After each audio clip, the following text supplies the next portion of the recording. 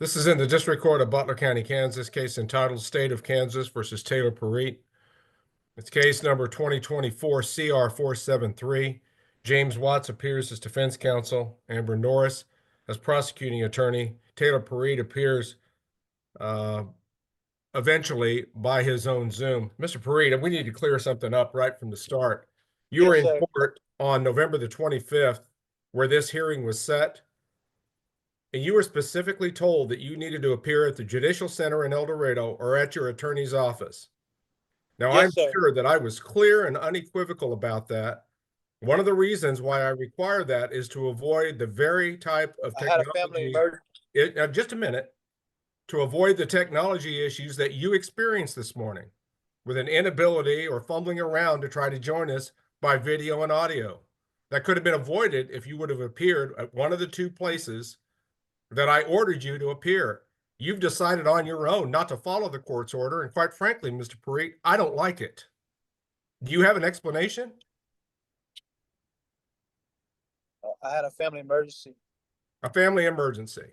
You know, it's just amazing to me, Mr. Pariet, how many family emergencies pop up when somebody has a court date.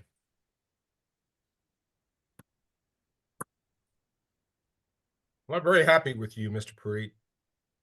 And I hope we don't struggle with technology the rest of this hearing, because you are supposed to be in your attorney's office. Mr. Watts' technology is very, very reliable, as well as the judicial centers. I can count on it. I can rely upon it.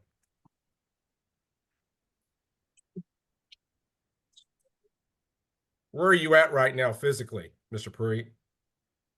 I'm in Houston, Texas, at on my way to Indiana. Do you have a restriction on your bond not to leave the state of Kansas? Yes, sir.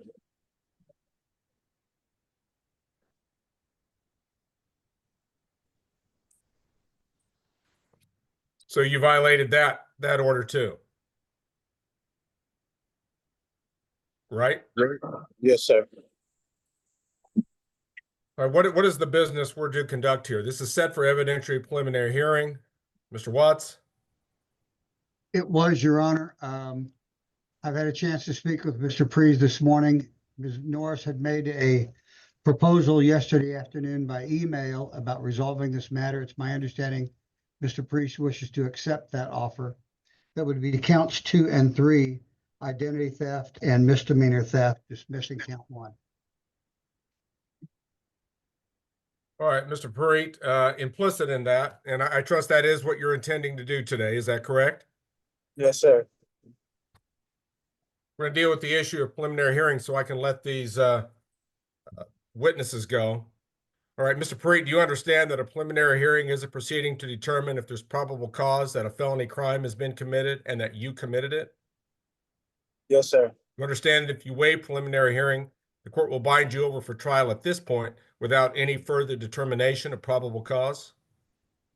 Yes, sir. You understand that once you waive your right to a preliminary hearing, you cannot get that right back, though you may proceed to trial later? Yes, sir. Have you had an opportunity to consult with your lawyer before making a decision to waive? Yes, sir. And do you now freely and voluntarily waive your right to a preliminary hearing in this case? Yes, sir. Does the state of Kansas waive its right to a preliminary hearing, Ms. Norris? Yes, Your Honor. Court finds that both parties have knowingly waived their rights to a preliminary hearing. Defendant is bound over for trial on any and all felony charges of the information. In light of the court's acceptance of that waiver, I can release all witnesses that were subpoenaed to testify this morning. I do greatly appreciate your patience this morning as we got started and for your attendance here today. But I can go ahead and let you leave the meeting at this time. Thank you, Your Honor. Thank you. Thank you. Thank you, Your Honor. Thank you, Your Honor. Oh.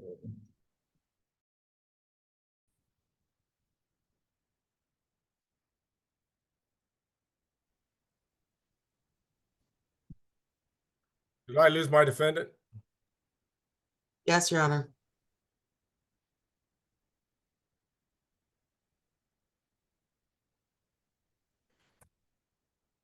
I'm going to presuppose he's going to try to get right back on. Your Honor, just spoke with Mr. Pariet. He's signing back on right now. And there he is.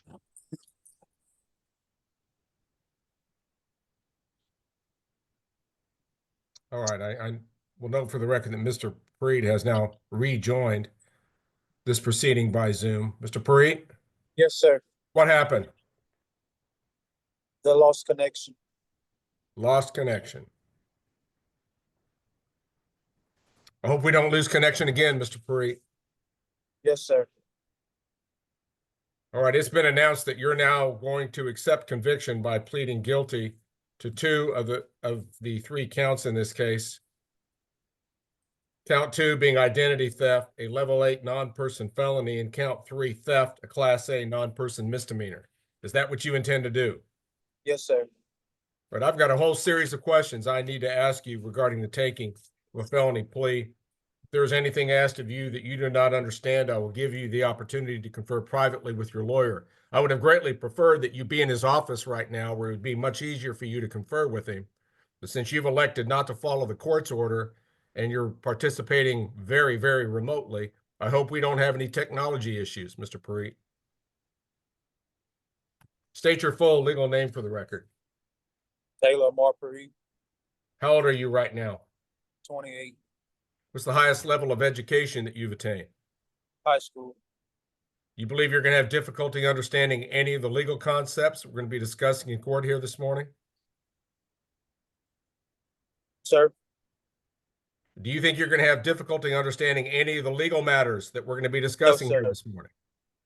All right, let me finish my question before you begin to answer, okay? Yes, sir. Have you ever been adjudged to be mentally ill? No, sir. Are you currently under the influence of alcohol or any drug? No, sir.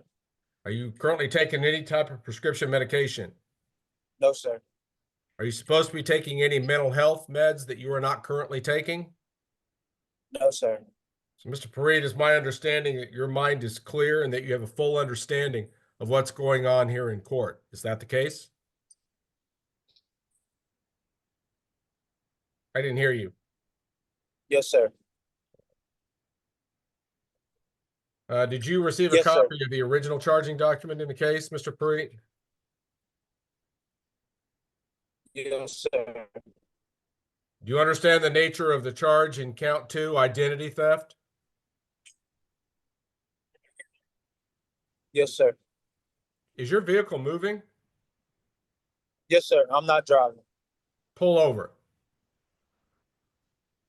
Find a safe place to pull over. I'm not driving. I don't care. Pull over. All right. I don't want to get motion sickness watching you on screen.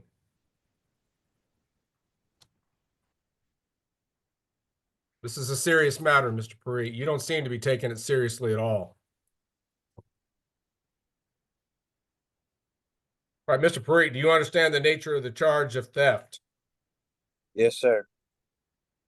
You understand that when you enter pleas of guilty, you are admitting the acts charged in counts 2 and 3 as alleged by the state. Yes, sir.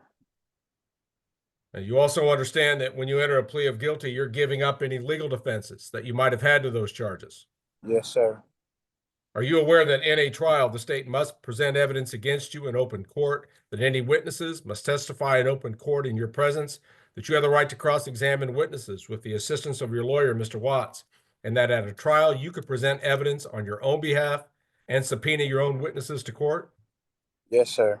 You also understand that at such a trial, you would have a privilege against self-incrimination, which means that you could get up on the witness stand under oath and tell your side of the story at your choice, but no one could force you or compel you to testify against yourself if you didn't want to.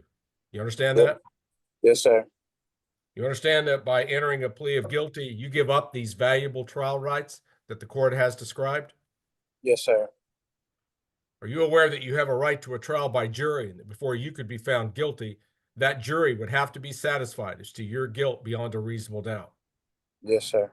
You understand that when you enter a plea of guilty, you give up your right to a trial by jury and the requirement that you be found guilty beyond a reasonable doubt?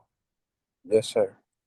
You understand that you have a right to appeal a guilty verdict if you have a trial. Yes, sir. Do you understand that you may appeal your sentence after entering a plea of guilty, but generally you may not appeal your judgments of conviction after you enter such pleas? Yes, sir. Now, are you aware of the sentences that could be imposed as a result of these guilty pleas that you're attempting to make? Yes, sir. All right, well, let's go over those.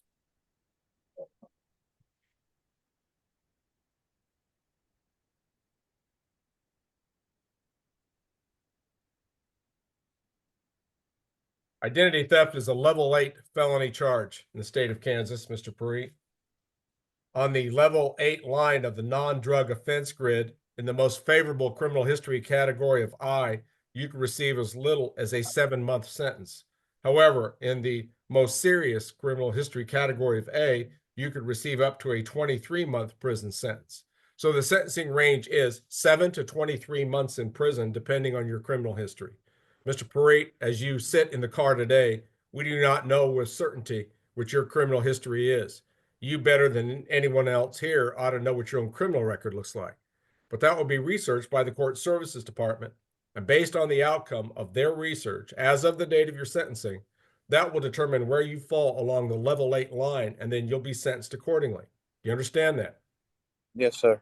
Mr. Pariet, though a great deal of that grid line is presumptive probation, if you have 2 or more person felonies on your record at time of sentencing, you will be presumptive prison here. Do you understand that?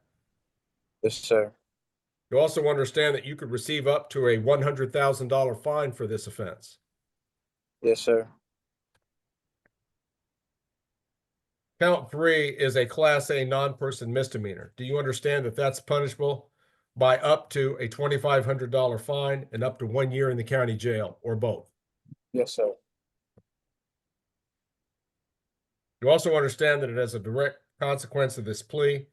You could be assessed and be required to pay court costs, certain fees, including reimbursement of legal fees and expenses, and restitution to victims, if any are owed, as part of your sentencing orders. Yes, sir. Do you also understand that you will be sentenced to an extended period of reporting probation, reporting parole, or post-release supervision, which is your state parole time that you do after you get out of prison, as deemed appropriate by the court at time of sentencing? Yes, sir. You also understand that the Kansas Sentencing Guidelines Act has many special sentencing rules. Do you understand that if any special rules apply to you and your situation, it could affect your eligibility for probation or otherwise affect your sentence? You understand that, Mr. Pariet? Yes, sir. Did you have an ample opportunity to discuss legal matters like that with your attorney, James Watts, before proceeding here today? Yes, sir. You want any more time with him privately now before we go further? Do I need any more time privately? Yes. No, You need to talk to sir. your lawyer before we go on. No, sir. Are you satisfied with the services and advice given to you by your attorney? Yes, sir. Now, this guilty plea that you're attempting to make, has it been based upon any threat or promises as to what this court will do in regards to your sentencing or any other type of threat or promise? No, sir. You understand, Mr. Pariet, that if there have been any plea agreements between your counsel and the county attorney's office regarding sentencing recommendations, that this court is not bound by any agreements made. The court may and shall consider them as recommendations, but is not bound by them. Do you understand that? Yes, sir. So how do you plead to the charge in count 2, identity theft, a level 8 non-person felony? Guilty. And to count 3, theft, a class A non-person misdemeanor? Guilty. According to the state's charging document, this all took place October 13 of 2024. Is that when it happened? Yes, sir. And it was somewhere in Butler County, Kansas. Where was it?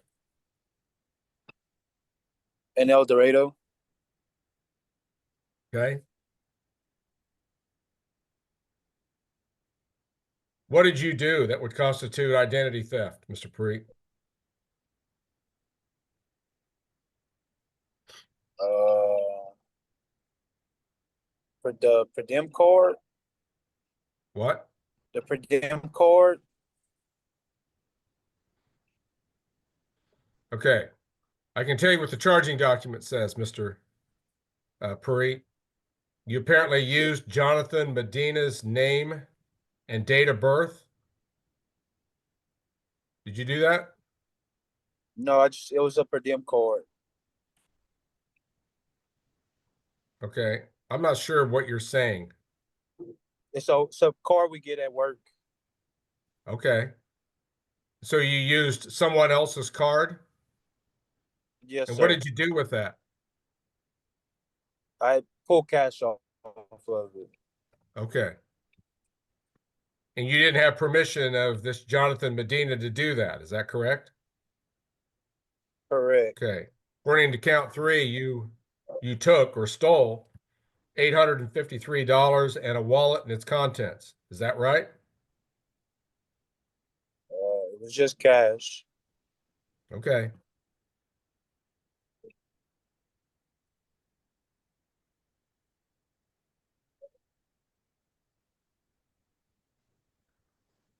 And you used Jonathan Medina's name with the intent to defraud that person or someone else. Is that correct? No, sir. Never to defraud him.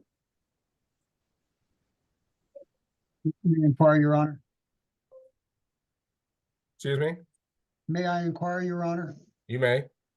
Mr. Pre, this was a per diem card for expenses while you're working at turnaround at the refinery. Is that correct? Correct. Okay. In order to take money off, that per diem card is assigned to a particular individual. Is that correct? Correct. Okay. In order to take money off of that card, in this case, the card belonging to Jonathan Medina, you would have to essentially claim to be Jonathan Medina. Is that correct? Correct. Correct. Okay. And in that way, you would basically defraud someone by claiming you are someone that you were not, correct? Correct. Correct. Will that assist, Your Honor? It will. Mr. Medina, do you now freely, knowingly, and voluntarily enter pleas of guilty and accept conviction for the crime charged in count 2, identity theft, a level 8 non-person felony, and count 3, theft, a class A non-person misdemeanor? Yes, sir. Mr. Watts, do you know of any legal reason why the court shouldn't accept Mr. Pariet's plea? No, Your Honor. Ms. Norris, are you aware of any such legal reason? No, Your Honor. All right, Mr. Pariet, do you know of any legal reason or any other good reason why the court shouldn't accept your pleas here this morning? No, sir. Court will accept the guilty pleas made by the defendant and finds that those pleas are made voluntarily. He has an understanding of the nature of his charges and the consequences of his plea. The factual basis for each charge does exist. The court finds the defendant guilty and adjudges him therefore convicted of the crime charged in count 2, identity theft, a level 8 non-person felony, and count 3, theft, a class A non-person misdemeanor. Count 1 is dismissed pursuant to plea agreement. Court orders a pre-sentence report be completed to accurately determine Mr. Pariet's criminal history, and the court will set an appropriate date for sentencing. Earlier, Mr. Pariet, you talked about El Dorado, Kansas. Do you know where El Dorado, Kansas is? Yes, sir. Okay. You seem to have forgotten that today when you were supposed to have been there. But your sentencing will be with you being present in El Dorado, Kansas, and nowhere else. Do you understand that? Yes, sir. I'd like to sentence you right now if I could, Mr. Pariet, but there needs to be a pre-sentence investigation to research your criminal history and deal with some other matters. That generally takes about 2 months. So I'm going to look for a court date about 2 months out. So I'm currently looking at Wednesday, March 12th. Mr. Watts, Ms. Norris. I have some flexibility on time on that date, March 12th. I can do that, Your Honor, about any time the court wishes to do it. Ms. Norris? Your Honor, if we could go either later in the morning or at least after maybe 2:30. All right, would 11 o'clock a.m. work? Yes, Your Honor. All right, I will set the sentencing for Taylor Pariet Wednesday, March 12th, 11 o'clock a.m. Taylor Pariet is ordered by this court to be personally present at the Butler County Judicial Center in El Dorado, Kansas, and no other location. I need you to repeat that back to me, Mr. Pariet. Where do you need to be? Butler County Judicial Center, And what 11 a.m. city and state is that? El Dorado, Kansas. All right. I'm still very displeased you didn't follow the court's order before, Mr. Pariet. We had a late start and complication because you didn't. Quite frankly, I just want to get you to sentencing. You are ordered to fully comply with any pre-sentence assessments that are necessary in this case. I'm going to need you to immediately contact Butler County Court Services Department and follow their direction as to what you need to do to facilitate the pre-sentence investigation. You're going to have to perhaps do some assessments or some testing. I don't know, Yes. but you're going to need to follow their direction. Do you have something to write down, a phone number, Mr. Pariet? Yes, sir. Hold on. Okay, I think you're going to need to call the number of area code 316 322-4153. I think is the All correct number. right. Did you get that?